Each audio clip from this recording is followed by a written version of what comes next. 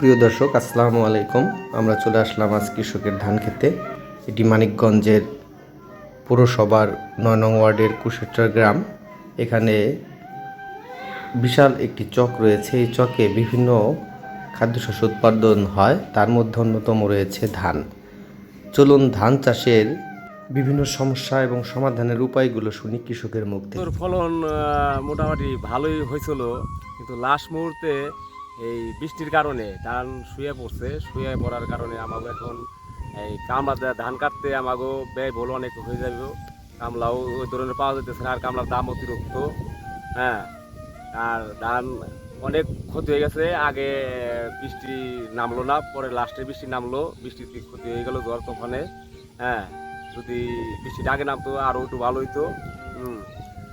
আর এখন কথা হলো কি, আমারও ক্ষতি হয়ে যাবো, অনেক ক্ষতি হয়ে যাবো।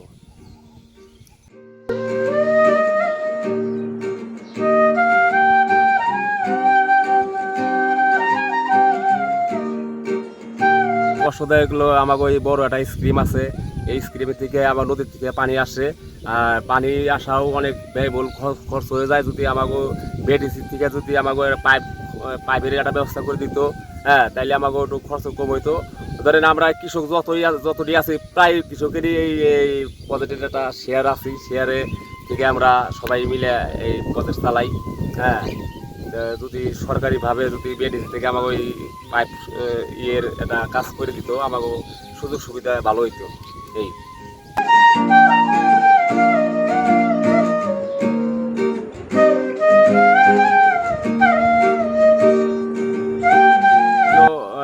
আমাকে তো কোনো সরকারিভাবে কোনো আমাকে সাহায্য সুবিধা দেয় না কৃষি অফিসাররা।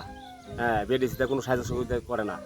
সাহায্য সুবিধা আমাকে করলে পারে আমাকে ভালো হইতো। আমাকে তো অনেক খরচ হয়, অনেক ব্যয়বহুল হয়। আমরা গরিব মানুষ, আমরা এই এত আশা করে ধান ফলন করছি, এই ধান শুয়ে পড়ছে, এই ধান কাটতে তো আমাকে বহুত পরিশ্রম, বহুত খরচ হয়ে যাবো।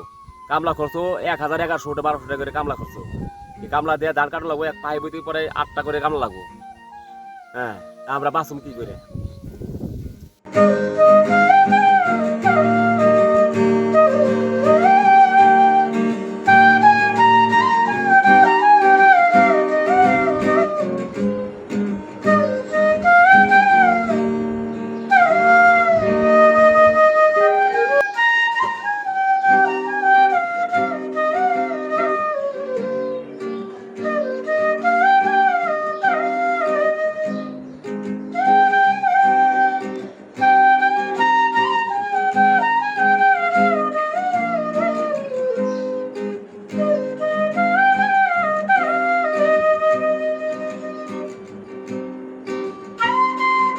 সরকারিভাবে যদি আমাকে এই ধান কাটার লেগে যদি কোনো একটা মেশিন টেশিন দিত সরকারি থেকে এই প্রজেক্টে, তাহলে আমাকেও অনেক একটা উপকার হইতো, অনেক আমাকে হেল্প হইতো।